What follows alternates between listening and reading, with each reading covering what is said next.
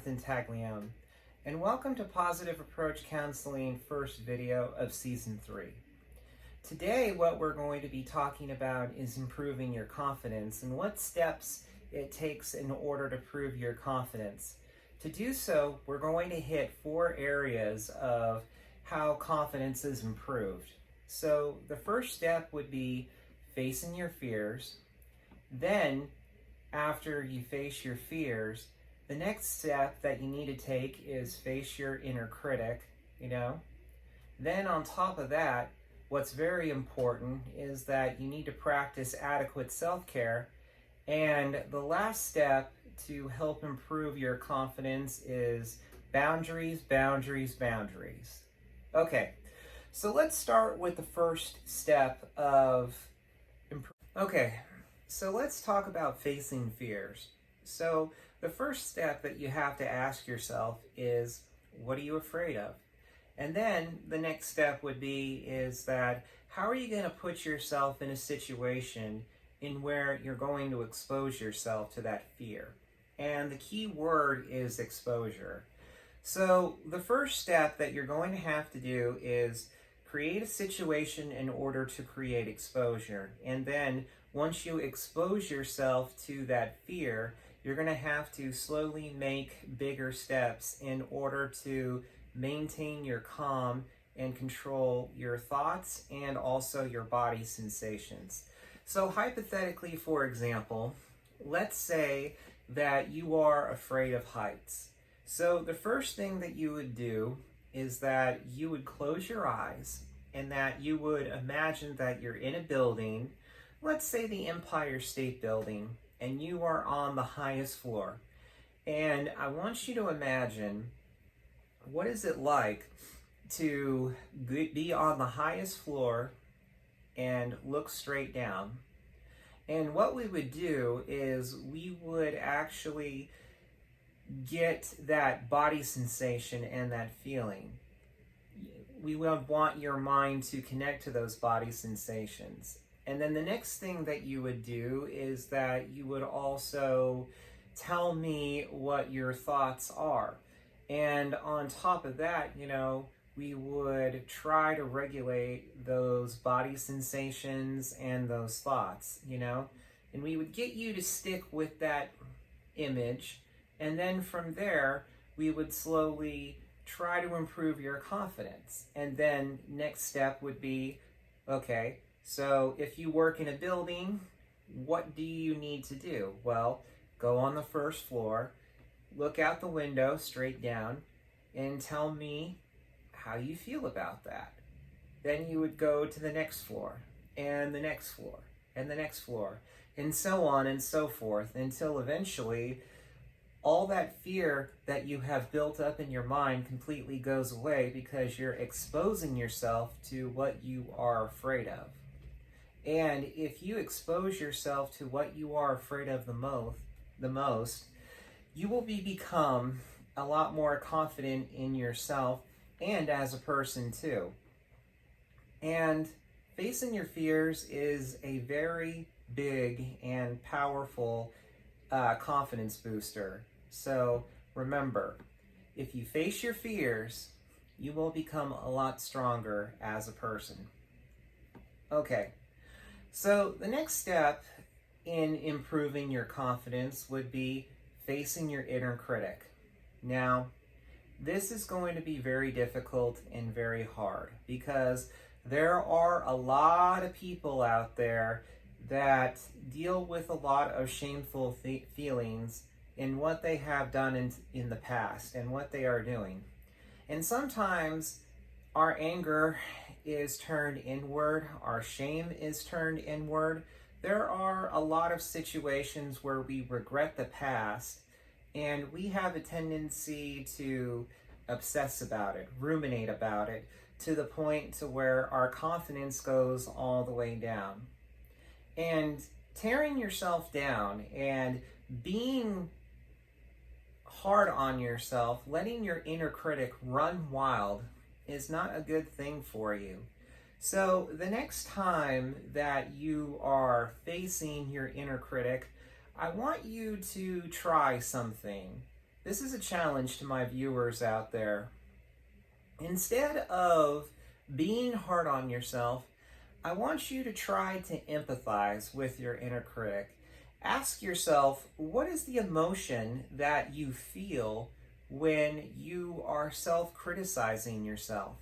So think about it. For example, if you are angry with yourself over a certain situation, what is your anger trying to do? Is it trying to protect you from having that same feeling again? Or what about shame? You know, you're ashamed of a certain situation. Ask yourself, what is it that you are ashamed about, and why is it that you are so important? Ask yourself, is it just a memory? Do people still know about it? Are you the only person who knows about it? Why am I feeling ashamed today? Let me invite this part of me in, and let me eventually accept it. And once you face your inner critic and you're able to understand why you feel ashamed or angry of these certain thoughts, feelings, and memories that have happened in the past, with practice, your inner critic will become your cheerleader and stuff like that.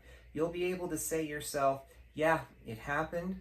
It was a long time ago. And you know what? I've moved forward. We have moved forward. And I learned my lesson. So remember, once you face your inner critic becomes your biggest fan and your best cheerleader. It takes time, it takes practice, it takes dedication, but through help, if necessary, it will become your greatest ally. Okay, now the next step would be practicing quality self-care. Now, I know that there are a lot of people out there that probably work 60 hours a week, plus have a family, plus raise 5+ kids out there. And to be quite honest with you, your situation is critical right now at this point. You know, it is so critical for you to practice quality self-care. Because the problem is that if you don't practice quality self-care, you're going to be overwhelmed.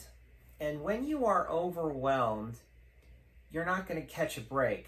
And when you don't catch a break, you know, it feels that your emotions are bubbling up inside.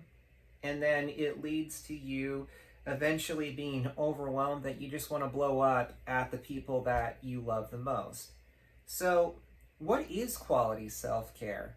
Well, quality self-care would be finding some alone time for yourself. It could be exercise. It could be playing a round of golf, you know, by yourself. It could also be working on projects such as fixing a boat, fixing a car. Many hobbies that you used to love that you feel that you don't have time for anymore. It is so important to get back into your hobbies that you like, because the thing about it is that all of us, we work enough as it is, and we can't let work steal our time, you know? No amount of time can be given back to you. So remember, if you are working, then it is important to improve quality self-care. And remember, that's why we have vacation. That's why it's so important that we go on trips. Traveling broadens the mind too. So practice quality self-care. Give yourself a break from work and do hobbies that you can do on a daily basis, you know, so that your confidence will improve. And your confidence will improve if you reconnect with yourself and you get back into the things that you love doing the most. Okay, so the final step that you can do to improve your confidence is boundaries, boundaries, boundaries. Why are boundaries so important? Well, someone with low confidence that has no boundaries at all will let people walk right all over them. It is so important for you to set boundaries for yourself, where it's at boundaries at work, boundaries with family members, boundaries with friends, and boundaries with your wife or your loved one or your girlfriend. Now, here's the thing. Once you start practicing boundaries for yourself and these people, they will do whatever it takes in order to break your boundaries, mend your boundaries to their will. It is so important that you stick with your boundaries and you say no. And, sometimes people will try to guilt trip you and try to get you to, like I said, mend your boundaries. It is very important that you stick to your guns and you say no. Okay, unfortunately, this is the end of our video. I want to thank you for watching. Please like, subscribe, and hit that notification bell on our channel. And please check out our website too at positiveapproachcounseling.com. My name is Jonathan Taglione, and please find your positive approach to life.